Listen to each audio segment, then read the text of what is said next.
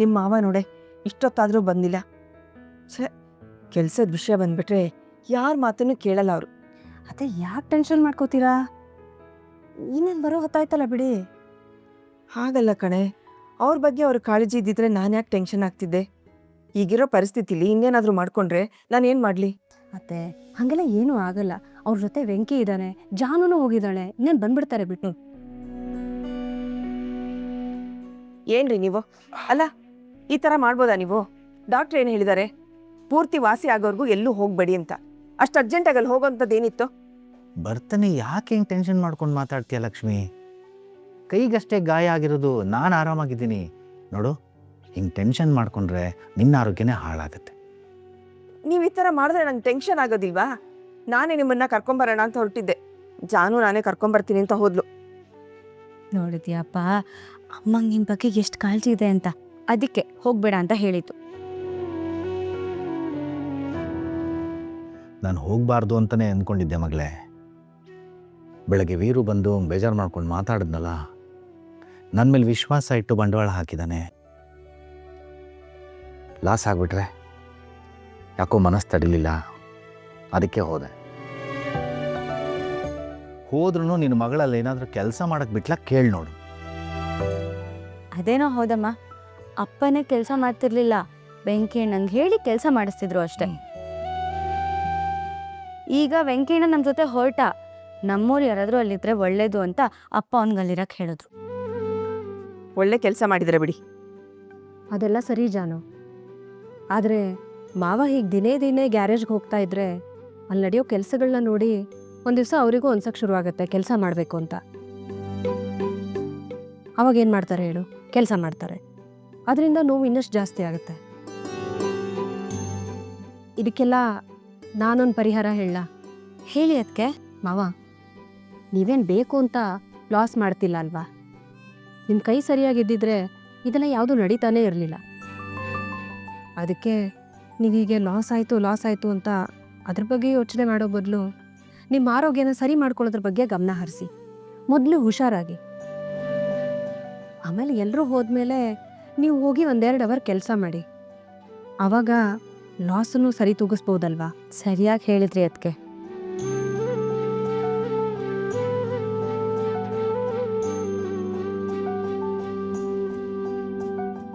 ಏನು ಮತ್ತೆ ಕೆಲಸದ ಬಗ್ಗೆ ಯೋಚನೆ ಮಾಡ್ತಿದ್ದೀರಾ? ನೋಡಿ, ಮೊದಲು ಡಾಕ್ಟ್ರ್ ಹತ್ರ ಹೋಗಿ ವಿಚಾರಿಸ್ಕೊಂಡು ಬನ್ನಿ. ನೀವು ಯಾವಾಗಿಂದ ಕೆಲಸಕ್ಕೆ ಹೋಗ್ಬೋದು ಅಂತ ಅವ್ರು ಹೇಳ್ತಾರೋ ಆಮೇಲೆ ಕೆಲಸದ ಬಗ್ಗೆ ಯೋಚನೆ ಮಾಡೋಣ, ಸರಿನಾ? ಎಸ್ ಮೇಡಮ್, ನೀವು ಹೇಳ್ದಾಗೆ ಆಗಲಿ. ಬರೀ ಓಕೆ ಅಂತೀರಾ ಅಷ್ಟೇ, ಆಮೇಲೆ ನಿಮ್ಗೆ ಇಷ್ಟ ಬಂದಾಗೆ ಮಾಡೋದು.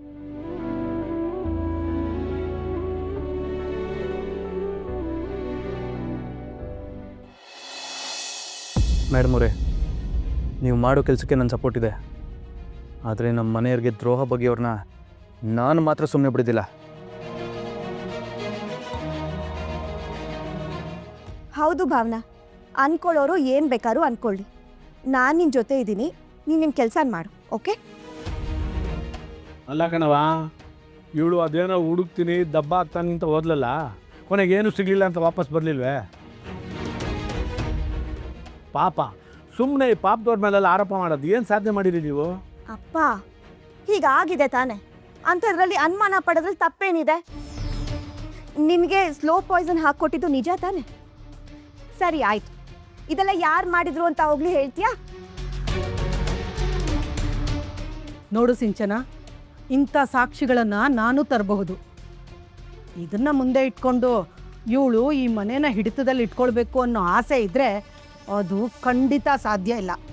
ನೋಡಿ, ಹೋಗಿ ನಿಮ್ಮ ಕೆಲಸ ನೋಡಿ. ಇಲ್ಲ ಮೋರೆ, ಇಷ್ಟು ವರ್ಷ ನಿಮ್ಮ ಮನೇಲಿ ಕೆಲಸ ಮಾಡಿದ್ದೀವಿ, ಯಾವತ್ತೂ ಈ ಥರ ಆಪಾದನೆ ಬಂದಿಲ್ಲ. ಇನ್ನು ಮುಂದೆ ಏನಾದರೂ ಹೆಚ್ಚು ಕಮ್ಮಿ ಆದರೆ ನಮ್ಮ ಮೇಲೆ ಆಪಾದನೆ ಬರುತ್ತೆ. ಕ್ಷಮಿಸಿ ಮೋರೆ, ನಾವು ಕೆಲಸ ಬಿಟ್ಟು ಹೋಗ್ತಾ ಇದ್ದೀವಿ. ಹೌದು ಅಮ್ಮ ಅವರೇ, ಇಷ್ಟು ವರ್ಷದಿಂದ ನಾವು ನಿಮ್ಮೆಲ್ಲ ಕೆಲಸ ಮಾಡ್ತಾಯಿದ್ದೀವಿ, ಇಂದವರೆಗೂ ಆ ಥರ ಏನೂ ಬಂದಿಲ್ಲ. ಹೀಗೆ ನೋಡಿದ್ರೆ ಅಪ್ಪ ಅವ್ರ ಮೇಲೆ ಕೊಲೆ ಅಪವಾದ ಬಂದೈತೆ. ಅದಕ್ಕೆ ನಾವು ಕೆಲಸ ಮಾಡೋಕ್ಕೆ ಇಷ್ಟಪಡಲ್ಲ ಅಮ್ಮ ಅವರೇ. ಅರೆ, ಆರೋಪ ಮಾಡ್ತಿರೋದು ಅವಳು, ನಾವಲ್ವಲ್ಲ. ನಾವು ತಾನೇ ನಿಮಗೆ ಸಂಬಳ ಕೊಡ್ತಿರೋದು. ಸುಮ್ಮನೆ ಹೋಗಿ ಕೆಲಸ ಮಾಡಿ, ಹೋಗಿ. ಇಲ್ಲ ಮೋರೆ, ನಮಗೆ ಗೌರವ ಇಲ್ಲದೆ ಇರೋ ಕಡೆ ನಾವು ಕೆಲಸ ಮಾಡಲ್ಲ, ನಾವು ಹೊರಡ್ತೀವಿ. ಏ ಭಾವನಾ, ಇದೇ ತಾನೇ ನಿನಗೆ ಬೇಕಾಗಿರೋದು. ತಂಪಾಡಿ ತಾವು ಕೆಲಸ ಮಾಡ್ಕೊಂಡಿದ್ದವ್ರ ಮೇಲೆ ಅನುಮಾನ ಪಟ್ಟು ಮನೆಯಿಂದ ಓಡಿಸ್ದೆ. ಈಗ ಅವ್ರು ಹೊರಗಡೆ ಹೋಗಿ ಇಲ್ದೇ ಇರೋದನ್ನೆಲ್ಲ ಹೇಳ್ತಾರೆ. ಆಗ ನಮ್ಮನೆ ಮರ್ಯಾದೆ ತಾನೇ ಹೋಗೋದು. ಅದನ್ನೇ ತಾನೇ ಅವಳು ಬಯಸ್ತಾ ಇರೋದು. ಒಟ್ಟಿನಲ್ಲಿ ಊರಲ್ಲಿ ನಾವು ಯಾರು ತಲೆ ಎತ್ಕೊಂಡು ಓಡಾಡಬಾರ್ದು, ಆ ಥರ ಮಾಡ್ಬಿಡ್ತಾಳೆ ಇವಳು. ಇಷ್ಟಾದ್ಮೇಲೆ ಇವಳು ಈ ಮನೇಲಿದ್ದರೆ ನಮ್ಗೆ ಯಾರು ವಿಷ ಹಾಕೋದೇ ಬೇಡ, ನಮ್ಮಂಗೆ ನಾವೇ ನೇಣು ಹಾಕೊಂಡು ಸಾಯೋ ಥರ ಮಾಡಿಬಿಡ್ತಾಳೆ. ಏನಾದರೂ ಮಾಡ್ಕೊಂಡು ಹಾಳಾಗೋಗಿ.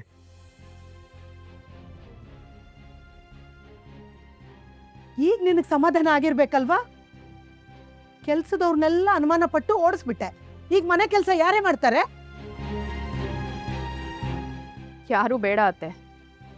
ಯಾರೋ ಮಾಡಿರೋ ಕೆಲಸಕ್ಕೆ ಪಾಪ ಕೆಲ್ಸದವ್ರ ಮೇಲೆ ಇನ್ನೊಂದು ಸಲ ಅನುಮಾನ ಬರೋ ಸಂದರ್ಭ ಬರಬಾರ್ದಲ್ವಾ? ಅದಕ್ಕೆ ಮನೆ ಕೆಲಸ ಎಲ್ಲ ಇನ್ನು ಮುಂದೆ ನಾನೇ ಮಾಡ್ತೀನಿ. ನಮ್ಮ ಮನೆ ಕ್ಷೇಮವಾಗಿರೋದು ನನಗೆ ಮುಖ್ಯ. ಇದೆಲ್ಲ ತುಂಬಾ ದಿನ ನಡೆಯಲ್ಲ ಭಾವನಾ. ಹಾಗೆ ನೀನು ಮಾಡೋ ಅಡಿಗೆ ನಾನು ತಿನ್ನಲ್ಲ.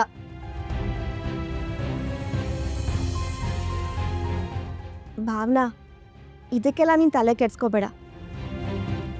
ನೀನೇನು ಕೆಲಸ ಮಾಡ್ತಿದ್ಯೋ ಅದನ್ನು ಮುಂದುವರ್ಸು. ಸತ್ಯ ಗೊತ್ತಾದ್ಮೇಲೆ ಇವರೇ ನಿನ್ನ ಒಪ್ಕೋತಾರೆ. ಹೌದು ಮೇಡಮವ್ರೆ, ನಿಮ್ಮ ಜೊತೆ ನಾನಿದ್ದೀನಿ, ನೀವು ಧೈರ್ಯವಾಗಿರಿ.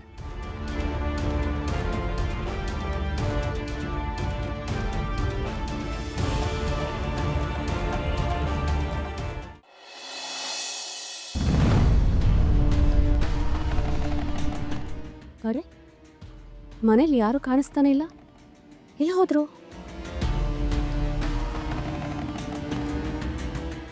ಈ ಬಾಟಲ್ಲು ನನ್ನ ಹತ್ರ ಇದ್ದಷ್ಟು ಡೇಂಜರೇ. ಆ ಭಾವನೆಗೆ ಒಂದು ಸಣ್ಣ ಅನುಮಾನ ಬಂದರೂ ಅದನ್ನು ಕ್ಲಿಯರ್ ಮಾಡ್ಕೊಳ್ಳೋರ್ಗೂ ಸುಮ್ಮನೆ ಬಿಡೋಳಲ್ಲ. ಇವತ್ತೇನೋ ಮನೆಯೆಲ್ಲ ಹುಡುಕಿದ್ಲು. ಇದನ್ನು ಅವಳು ಕೈಗೆ ಸಿಗ್ದಂಗೆ ಹೇಗೋ ಬಚ್ಚಿಟ್ಟೆ. ನಾಳೆ ಏನಾದರೂ ನನ್ನ ರೂಮಲ್ಲಿ ಹುಡುಕಿದ್ರೆ ಖಂಡಿತ ನಾನು ಸಿಕ್ಕಾಕೊಳ್ತೀನಿ. ಇದನ್ನು ಆಚೆ ಎಷ್ಟು ಬರೋದು 2 ನಿಮಿಷದ ಕೆಲಸ. ಇದರಲ್ಲಿರೋ ವಿಷದಿಂದ ಯಾರಿಗೂ ತೊಂದರೆ ಆಗಿಲ್ಲ. ಆದರೆ ಈ ಬಾಟಲ್ನಿಂದ ಯಾರಿಗಾದರೂ ಸಮಸ್ಯೆ ಆಗಬೇಕಲ್ಲ. ಎಲ್ಲಿಡ್ಲಿ, ಎಲ್ಲಿ ಬಚ್ಚಿಡ್ಲಿ? ಭಾವನಾಗೆ ಆ ಸಿದ್ದು ಮೇಲೆ ಮತ್ತು ಅತ್ತೆ ಮೇಲೆ ಯಾವುದೇ ಥರ ಅನುಮಾನ ಬರೋದಿಲ್ಲ. ಇನ್ನು ಸಿಂಚನ, ಅವಳು ಇಂಥ ಪರಿಸ್ಥಿತಿಲಿರುವಾಗ ಅವಳ ಕಡೆ ಗಮನ ಹೋದರೂ ಅದು ವರ್ಕ್ ಆಗಲ್ಲ. ಇನ್ಯಾರು ಉಳಿದಿದ್ದಾರೆ?